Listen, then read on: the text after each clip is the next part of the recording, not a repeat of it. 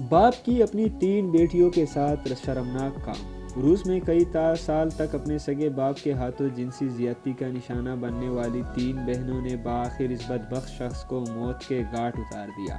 57 سالہ شیطان صفت میخائیل خاپار-تورین نامی یہ شخص مبینہ طور پر اپنی بیٹیوں 19 سالہ کرسٹینا، 18 سالہ انجیلینا، 17 سالہ ماریا کو اس وقت سے جنسی زیادتی کا نشانہ بنا رہا تھا جب وہ ابھی نابالغ تھی۔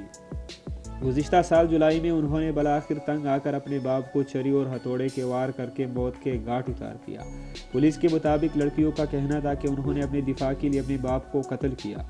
پولیس نے دونوں بڑی بہنوں کرسٹینا اور انجیلینا کے خلاف مقدمہ درج کر کے انہیں عدالت میں پیش کر دیا تھا، تاہم چھوٹی بہن ماریا کی ذہنی حالت ٹھیک نہ ہونے پر اسے علاج کے لیے ہسپتال منتقل کر دیا گیا۔ تاحال پراسیکیوٹرز کرسٹینا اور انجیلینا کے خلاف مقدمہ چلانے کے لیے وکیل ہی میسر نہیں آ رہا۔